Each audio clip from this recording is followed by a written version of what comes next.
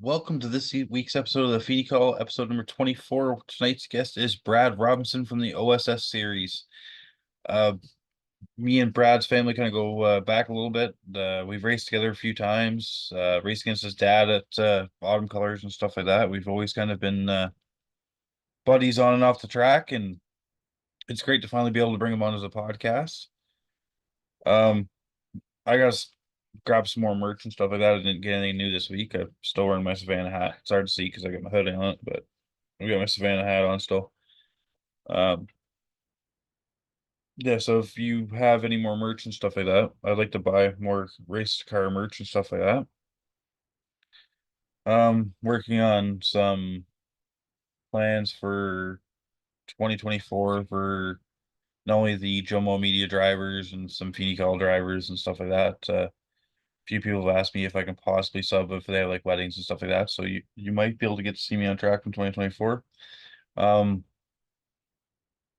Other than that, not too much new to announce to the off season. It's been pretty slow because don't have to work on the car yet.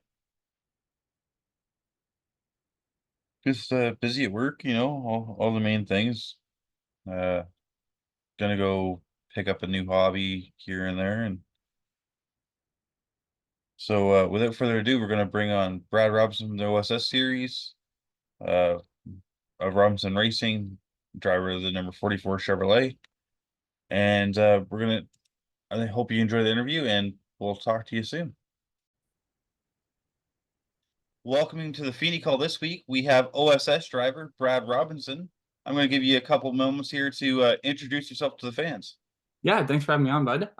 Yeah, like he said, I'm Brad Robinson. I'm driver of the 44 Chevrolet Camaro in the OSS series. So my third season. Last season was kind of my first full-time season in it. And yeah, ran about 2 years of super stock at Peterborough and yeah, go-karts before that. So you ran the 2 years at Superstock at Peterborough, Yep. and that was in, I believe, the Dodge Challenger body car. No, that was in the Grand Prix. Right, your dad had the Dodge Challenger, right? Yes. Yeah. Okay. Yeah. So I ran 15, 14 and 15 at Peterborough in the Pontiac body. Actually, the funniest part about that Pontiac body was Amanda Balsam's OSS Pontiac car. Just the body, but yeah, so it's kind of funny that it's full circle now with me running OSS and starting out in that. It gave you a little hint, like glimpse of the future, what you wanted Oh to yeah, do. for sure, for sure. Actually, that last season at Peterborough, um, OSS, I believe, just returned, or we were off that weekend the year before. And that was the first time that I really kind of paid attention to OSS and kind of got to learn. Actually, even though the car wasn't necessarily the same, they were actually going to let me run at the back with the OSS cars as well because it was a fiberglass body at the time. Yeah. So last year, like you said, it was your first full season with the OSS series. Yep. And you had some, I guess, struggles at some tracks, but you had some really good results at other tracks. Was it just like a driver comfort thing for you for like tracks you had experience at, or was it like you're just figuring out certain things with the car to make yourself faster? Like, what's some of the growing pains as you're getting used to running the full schedule of the series? You want to know what? I ran half season for 2 years, and then last year we're gonna go full season. Towards the end of 2022, we had some pretty solid runs, and we thought, going into 2023 that we were, gonna contend for wins, contend for the championship, right? And you kind of put yourself in that mind frame, right? Well, we started off the season kind of in beginning of 23, with some struggles, whether it was, a part failure or, you know, having not at pace or, getting caught up in a wreck. So kind of about halfway through the season, we kind of just scrapped our idea. We're like, you want to know what? We're going to go back to the basics of just having fun.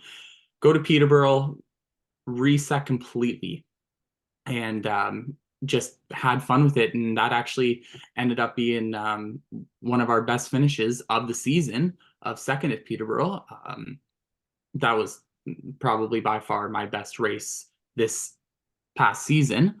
And then followed that up at Full Throttle with a third place finish. And I find that when I put a lot of pressure on myself, right? So when I set expectations high is when I find that I struggle the most, right? So it's just kind of going back to the basics of, like, hey, this is fun, right? And, as you go to the tracks, because of course we're a traveling series, right? So it's not the same track every week. So it's kind of, you go to Full Throttle and then the next week after that you're at Sunset and then Delaware, right? So you're resetting every single week, right? So you only really get two shots at the same track in one season, right? So, as the years go on, you learn the tracks, you learn how to drive the car, kind of build more confidence, right? But it's kind of just going back to the basics of just having fun. So you say that about having fun. So in 2022, I did like a series season. Let's go for a championship. I bought a really good car, and I had a successful year. I had 5 heat wins, my first feature win, and stuff like that. I finished fifth in the points. Yep. But every time you have an accident or mechanical breakdown, it's gut wrenching because it's like you start worrying so much about the points from week one, right? Yep. So like because we don't have like an American length season. We Yep. don't have 30 weeks that we get to play with. We have like 10 normally for like a home track series, right? Let alone Yeah, a absolutely. touring series like you guys. But so I sat there, I'm like, going into 2023, it's once again, I'm gonna go have fun. We'll see what happens. And I'll try to, if I can get to the sponsor dollars, I'll do like some fun races. I'll travel down to Sunset or Flamborough or up to Full Throttle and stuff like that. Yep. And this year I got third in points in both cars. And like I think I have like 10 heat wins this year between the two cars. I didn't get a feature win. I was close a few times, but it was just one of those things. It's like I had more fun proving to people that I could just drive two cars by myself. Yep. And then it's like it reminded me why we got into racing. It wasn't Totally. because and I think that's what gets lost in a lot of people is you start getting stressed out by I have to do good. I have to do good. The sponsors are watching this. And then you forget that just having fun is where you're more relaxed and it seems that you're naturally able to have a better day if you're smiling. Absolutely. Probably actually one guy that I can relate to that was that way this year is Corey McAllister. Corey, he just goes to the track to have fun and hang out with his family and friends. And Corey's a great guy. He will help anyone out, right? And Corey's happy if he's winning or he's, last place, right? And look at how it turned out for Corey, right? He won the championship this past season, right? I feel like a lot of people, and me included, tend to, struggle when you put a lot of pressure on it, right? Like we went with the intention to win races and compete for a championship, and every time I turned around for like a 4 race stretch, actually I think headed into Peterborough, my best finish was seventh, right? And then we reset and we're like, we're not going for points, we're not going for wins, we're just going to go to have fun. We don't care if we finish first, we don't care if we finish last, right? And that's when we had that string of just having fun and, second and third and then fourth that right after that at Sunset, right? So it's just going back to your basics and just having fun and remembering that this is, we we do this for fun. We do it as a family sport for friends, family, right? So with your schedule being released for 2024 already, and you're going to most tracks 2 times, Yep. other than Peterborough, do you wish like you did like every track on the schedule twice? Since that way it was kind of like if you're a hometown Peterborough driver, you got 2 shots at home to try to get the job done. And it's like, or do you just find out like Peterborough one and done is kind of a bit No, where it needs to be? I genuinely I, I wish it was 2 and 2 personally. But I know that's not the way that because obviously the tracks have other series that they have to delegate to, right? So I do wish for somebody like me, it's a lot easier for us to go to, to like Sunset and Peterborough, right? Like Delaware is a trek for us, right? Like we're like 5 hours from Delaware. I remember us going to Delaware actually 3 times I've done it. Drove to Delaware and home in the same night. And by the time we get home, we unhook from the trailer, like you can see the sun coming up. Yeah, it's quite a quite a trip there and back, right? So um I like the schedule the way it is. We try to do 2 and 2. I know our schedule tries to do 2 and 2, but it's hard that way. If I had to pick, trust me, Peterborough would be on there twice. Peterborough would be on there 3 times, Maybe four. maybe four. I always find so like Peterborough, unfortunately, has been a rough race for OSS the last couple of years, and maybe that's got decision making in the board of directors is because you only have so many cars in the bank that you guys can bring out, and you guys had to put on a show week in week out. That's how you guys get invited back to tracks, Yep, right? With a home track series, it's basically you can register your car and you'll have 10 cars or 20 cars a year. It depends on how it works. yep, But you guys only have so many cars available that people have, and they're not hiding in a garage somewhere. That so like if you have, let's say, 15 drivers at the beginning of the season, obviously even sometimes you won't have all those drivers at different tracks because traveling obligations and sponsor funding and stuff like that. yep. So if you guys start piling cars up, it takes time to fix, right? So unfortunately, like I said, Peterborough's been rough the last couple of years, and it's not the track's fault. It's just I find Peterborough is one of those places that drivers want to prove they can win at. So Yeah. people bring that extra level of aggression at Peterborough. I don't know what it is. Maybe OSS needs to crown their champion at Autumn Colors I completely agree with you. And because sorry, go you ahead. because you know what I mean. Like they are done the racing season before Yep. playoffs, right? So like when everyone's talking about Ontario short track racing, your series is already called it a year. So could racing in the playoff portion of Ontario racing, could that bring more publicity to your guys' series, bring more drivers, bring more sponsors into your wallets, right? Yeah, I definitely do, and I definitely agree. That's why even our last race of the year at Sunset, it's on Velocity Weekend, It right? is on Velocity Weekend. Okay. Yeah, it's on the Friday of Velocity Weekend, and I definitely think that is going to bring, maybe new fans that are used to, mini stocks or super stocks, late models, that are there camping for the weekend, right? Are not exposed to OSS, right? Because again, it's like you said, like we travel Ontario all summer long, right? And at the end of the day, we're only at that track like um, twice in a season, right? So for the people that are camping there, I definitely think that'll give more exposure to us as drivers, B, our sponsors, and C, our series, right? So I think, everybody that's part of OSS that made that happen, the Velocity Weekend at Sunset, I definitely think we're kind of creeping into, that territory of, playoff territory, right? Um, I would love to do fall colors for our series because there is nothing more gut wrenching than going to fall colors and seeing everybody else racing but you, right? So I would definitely like that. Maybe that could be something that could be done in the future, but for now, we'll just have to wait and see. But I definitely think Velocity Weekend for 2024 is pointing us in the right direction, definitely. So as a competitor and somebody that works on their own equipment and stuff like that, Yep. would it be too much? Because the playoff season goes Delaware with the Great Canadian Weekend. So the next weekend is Fall Velocity, then Frostfest, and then Colors, 4 weeks in a row. Would that be too much to decide like the OSS champion to throw every playoff in there? Because you guys travel, right? So Yeah.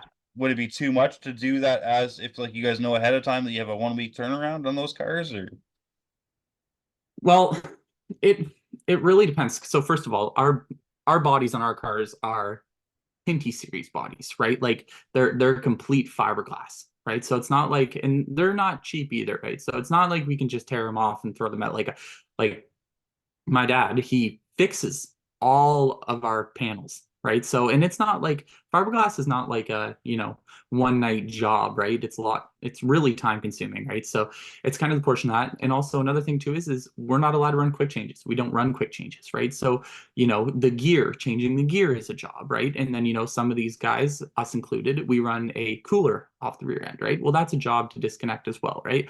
So not saying that we can't because we do it.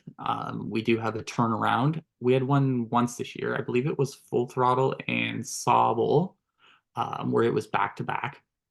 And yeah, it was definitely a little bit of a grind to do back to back. So four in a row would be would be pretty difficult. Not saying that it's not doable, but it is pretty It might, strenuous on the teams. Yeah, our yeah, schedule is pretty nice actually because we're the way they have it set up is we're 1 week on, 1 week off, right? And it kind of flips like that, which for us works really well. It's perfect, right? Because any damage that you occur the week before, right, you can, fix um over those 2 weeks, right? And also like maybe from a fan's perspective, also like 100 laps is a lot on equipment, right? And I know like APC runs over 100 laps, right? And those guys will even tell you too, like that's a lot of stress on that equipment, right? So yeah. it does take a lot of maintenance on the car as well. So So you got in with the OSS series. What was one of those reasons that you made the jump from doing like the super stocks and like your dad running late models and stuff like that to jump into the OSS traveling series instead of say jumping back into late models or super stock when you got back into racing? honestly, the longer races, I just like like the idea of like attrition and like you got to take care of your equipment, right? And honestly, that's probably been the hardest thing to learn is like, we're not in a, 10 lap, 20 lap, heat race, right? We're doing 100 laps, right? So just saving your equipment. But mainly like just the longer races I like the idea of. Yeah. So it was weird. At Colors, I had to race the late model in 167 laps. Yep. So it was very like patience. Like let people go, wait for your spot, pick your moment, and then jump in the hot rod race, which was 30 laps, and it was just like, all right, well, I have to go right from the beginning. I never got my mindset changed fast enough. And same as the mod, it took me about the first yellow by the time I'm like, I have to go. There's no waiting around for cars to unsettle. You Yep. can't. I find you just can't switch like instantaneously from patience to gotta go driving. I That's just me anyway. Yep. But so I have a couple fan questions I got for you on the post. Yep. We're gonna start off with Ollie Ferguson, one of your competitors, and his question is, what plans do you have after OSS, or do you plan on staying in OSS? Um, I do plan on staying in OSS. I do like OSS. That being said, of course, it all comes down to money and sponsors and all of that, of course, right? So right now plans are set to run the full 2024 OSS schedule.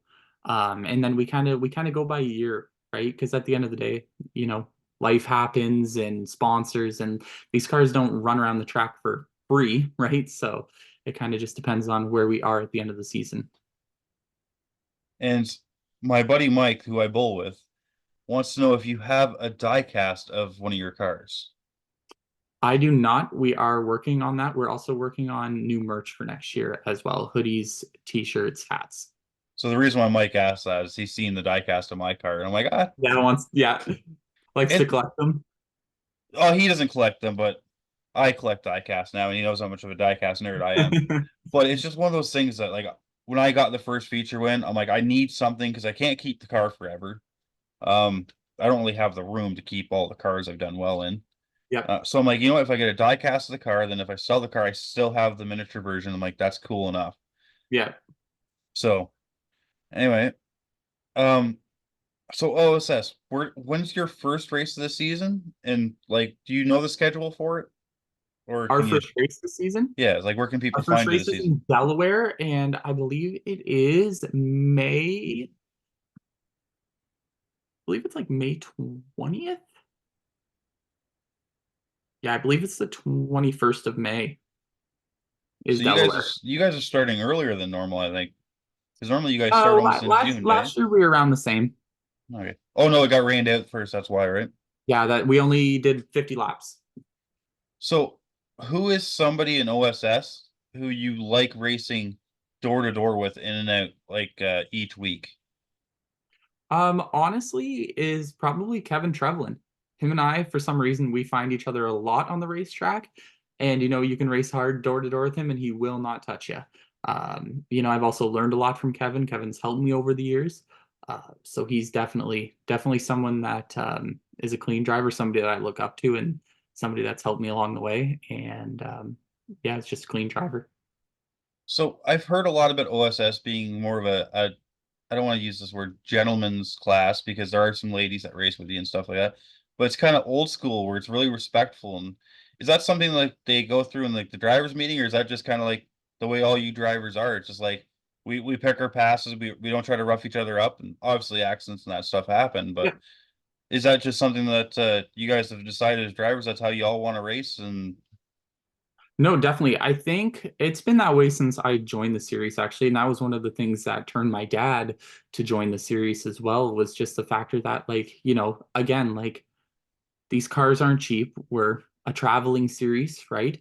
Um, you have to race every other week, right? So just, being respectful to everybody that's on the track. And not only that is like, I have never been a part of a series where it doesn't matter what you need, someone has it and they'll give it to you.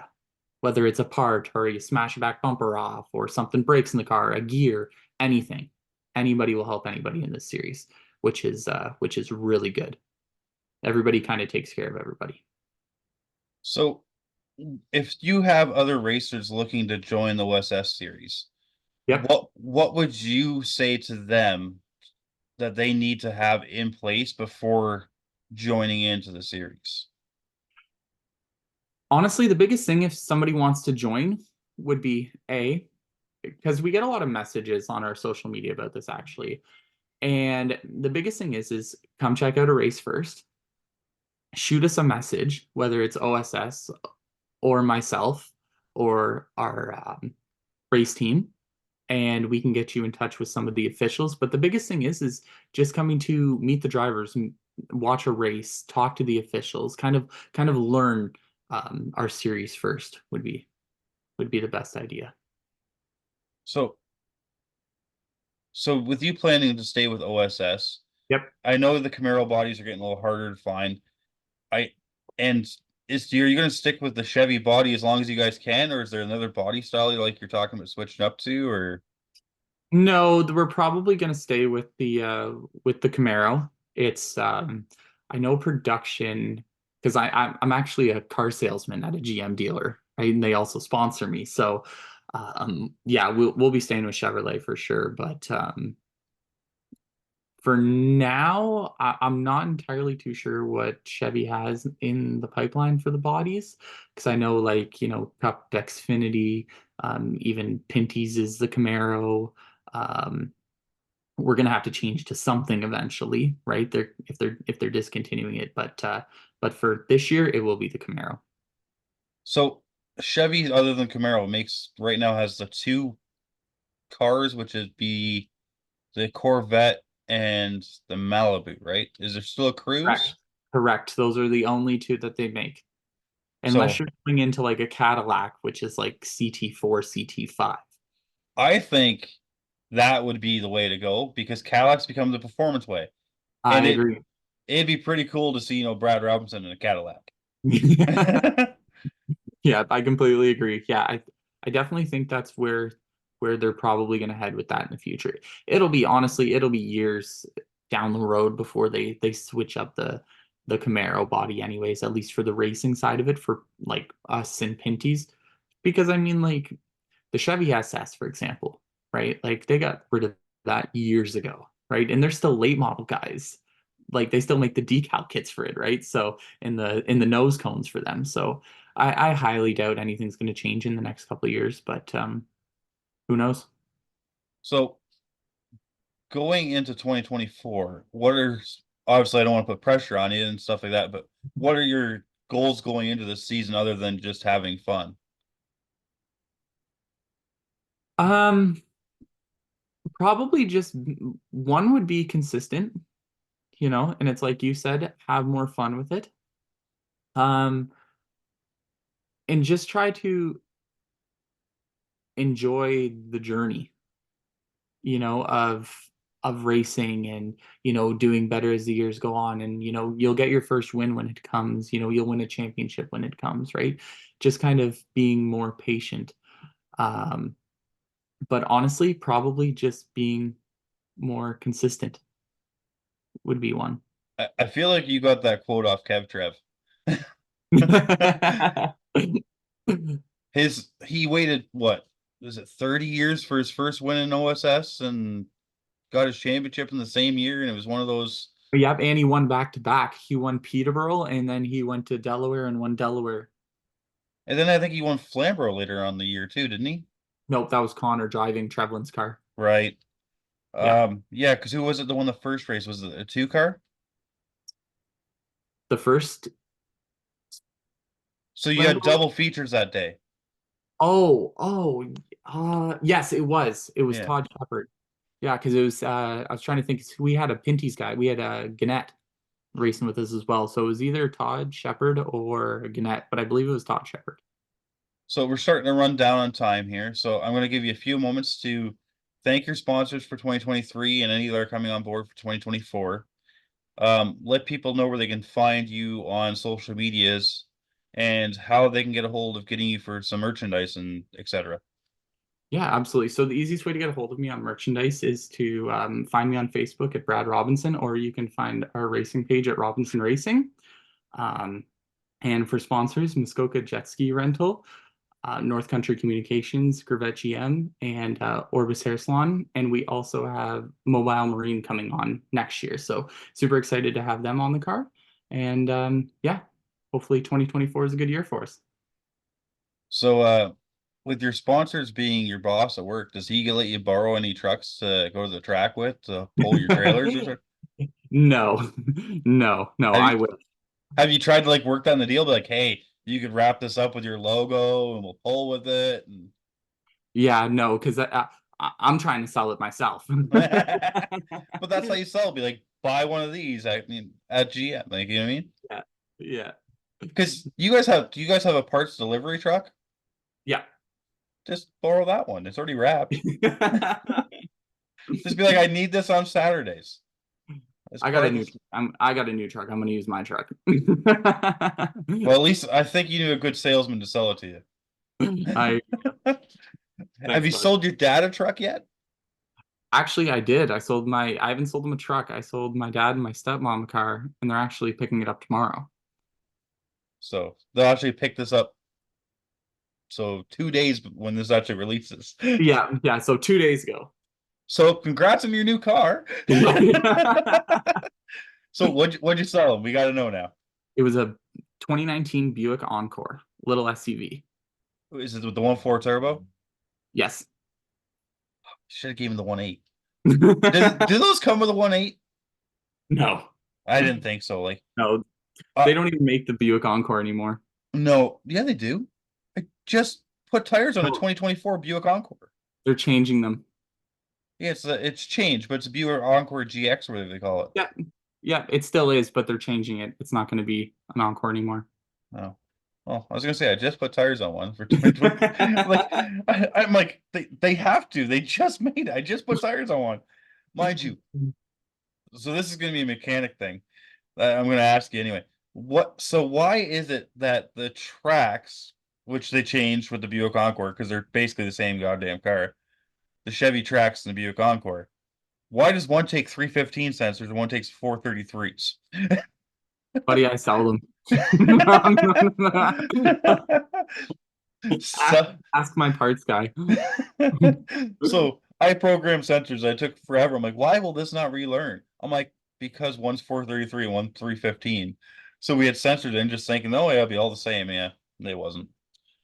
So Too funny. anyway, if you need a brand new GM vehicle, make sure you contact Brad. Or if you want to come see him at some OSS racing, I'll try to see if I can share the schedule on my Facebook. I'm sure you're going to share it once race season gets going. Yep. Are you keeping with the familiar orange and white numbers or not numbers, livery? We are changing the paint job, but yeah. Yep, still orange and white. I say livery because so many people wrap a car nowadays. I know a lot of people still paint it, but so many people wrap a car.